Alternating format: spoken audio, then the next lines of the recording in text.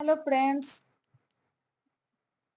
आज है 13 अप्रैल। तो आइए देखते हैं 13 अप्रैल से रिलेटेड कुछ मोस्ट इंपॉर्टेंट करंट अफेयर और उससे रिलेटेड कुछ फैक्ट्स।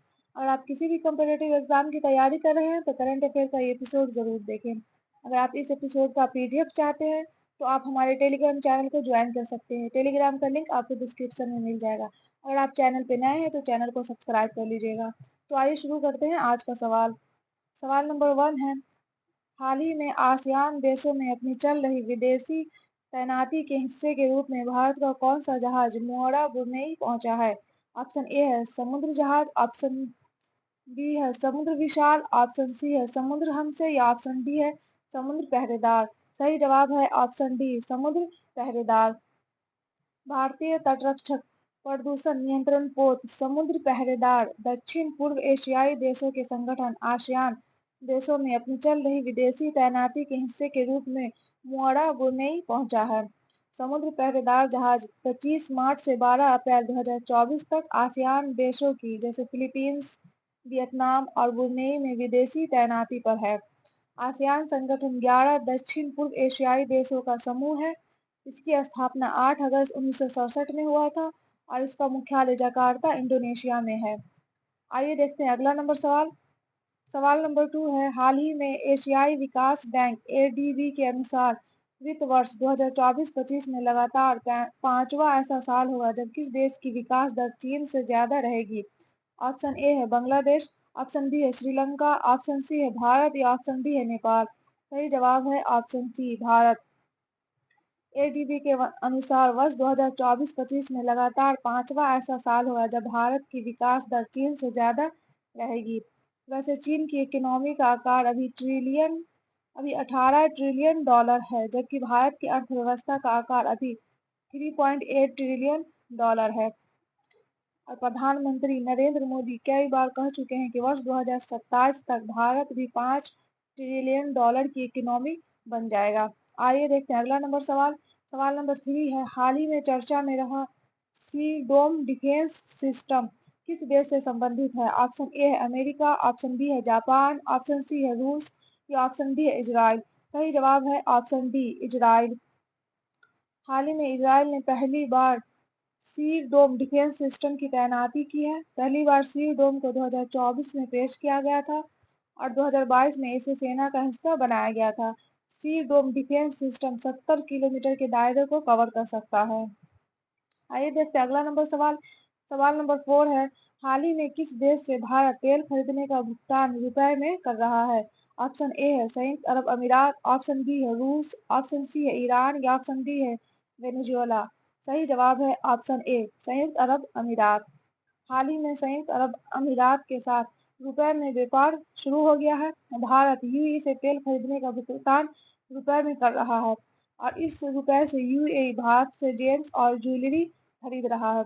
हालांकि रूस के साथ रुपए में भुगतान में दिक्कत आ रही थी क्योंकि रूस भारत से बहुत अधिक आयात नहीं करता है। आइए देखते हैं अगला नंबर सवाल।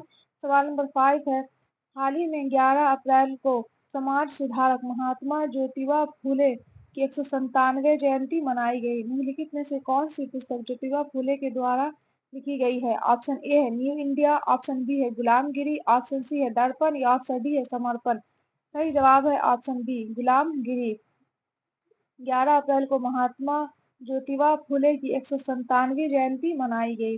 ज्योतिबा फूले भारतीय समाज सुधारक थी। ज्योतिबा फूले का जन्म 11 अप्रैल 1827 में महाराष्ट्र में हुआ था और इन्होंने 1873-74 में सत्यशोधक समाज की स्थापना की थी। आइए देखते हैं अगला नंबर सवाल। सवाल नंबर 6 है, हाल ही में WHO के द्वारा जारी की गई रिपोर्ट में जिसमें चीन के बाद भारत में सबसे अधिक हेपेटाइटिस के मामले दर्ज किए गए हैं, निम्नलिखित में से कितने करोड़ मामले भारत में दर्ज किए गए हैं? ऑप्शन ए है 3.5 करोड़, ऑप्शन बी है 3.6 करोड़, ऑप्शन सी है 3.7 करोड़ या ऑप्शन डी है 3.8 करोड़। सही जवाब है ऑप्शन ए 3.5 करोड़। भारत में हेपेटाइटिस को लेकर मंगलवार को जारी विश्व स्वास्थ्य संगठन की रिपोर्ट चिंताजनक है क्योंकि रिपोर्ट में कहा गया है कि वैश्विक स्तर पर चीन के बाद भारत में हेपेटाइटिस बी और हेपेटाइटिस सी संक्रमण से सबसे अधिक लोग पीड़ित हैं। आइए देखते हैं अगला नंबर सवाल।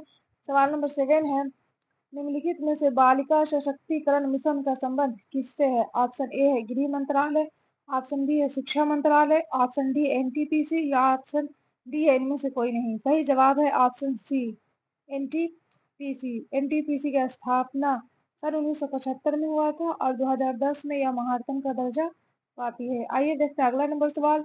सवाल नंबर 8 है, निम्नलिखित में से निम्नलिखित में से नोवाक जोकोविच किस देश के खिलाड़ी हैं? ऑप्शन ए है रूस, ऑप्शन बी है स्पेन, ऑप्शन सी है सर्बिया या ऑप्शन डी है इटली। सही जवाब है ऑप्शन सी सर्बिया। नोवाक जोकोविच 24 ग्रैंड स्लैम एकल खिताब और 36 ग्रैंड स्लैम फाइनल में भाग लेने का रिकॉर्ड उनके नाम है और 10 बार ऑस्ट्रेलियाई ओपन एकल खिताब, 3 बार फ्रेंच ओपन एकल खिताब, 7 बार विंबलडन और 4 बार यूएसए ओपन खिताब उनके नाम है। आइए देखते हैं अगला नंबर सवाल। सवाल नंबर 9 है, हाल ही में किस देश ने 8 अप्रैल 2024 को जिग नामक एक नई स्वर्ण समर्थित मुद्रा लॉन्च की है? ऑप्शन ए है जिम्बाब्वे, ऑप्शन बी है सोमालिया, ऑप्शन सी है रूस या ऑप्शन डी है कनाडा। सही जवाब है ऑप्शन ए जिम्बाब्वे। हाल ही में डॉलर से खुद को दूर करते हुए 8 अप्रैल 2024 को जिम्बाब्वे द्वारा जिग नामक एक नई स्वर्ण समर्थित मुद्रा जारी किया गया है। जिम्बाब्वे सरकार की यह प्रयास अर्थव्यवस्था को स्थिर करना है जो पिछले 25 वर्षों से लगातार संकट की ओर बढ़ रही है। आइए देखते हैं अगला नंबर सवाल। सवाल नंबर 10 है, हाल ही में राष्ट्रीय सुरक्षित मातृत्व दिवस कब मनाया गया? ऑप्शन ए है 9 अप्रैल, ऑप्शन बी है 10 अप्रैल, ऑप्शन सी है 11 अप्रैल या ऑप्शन डी है 12 अप्रैल। सही जवाब है ऑप्शन सी 11 अप्रैल। आइए देखते हैं कुछ डे वाले क्वेश्चन। 1 अप्रैल को उत्कल दिवस मनाया जाता है और 2 अप्रैल को विश्व ऑटिज्म दिवस मनाया जाता है। 3 अप्रैल को हिंदी रंगमंच दिवस मनाया जाता है। 4 अप्रैल को अंतर्राष्ट्रीय खदान जागरूकता दिवस मनाया जाता है और 5 अप्रैल को राष्ट्रीय समुद्री दिवस मनाया जाता है। 6 अप्रैल को राष्ट्रीय हस्त निर्मित दिवस मनाया जाता है। 7 अप्रैल को विश्व स्वास्थ्य दिवस मनाया जाता है। 9 अप्रैल को सीआरपीएफ शौर्य दिवस मनाया जाता है और 10 अप्रैल को विश्व होम्योपैथी दिवस मनाया जाता है। ये था करंट अफेयर का एपिसोड। अगर आपको ये एपिसोड अच्छा लगा हो तो एपिसोड को लाइक कर दीजिएगा और चैनल को सब्सक्राइब कर दीजिएगा और अपने दोस्तों के साथ शेयर भी कर दीजिएगा। Best of luck, take care.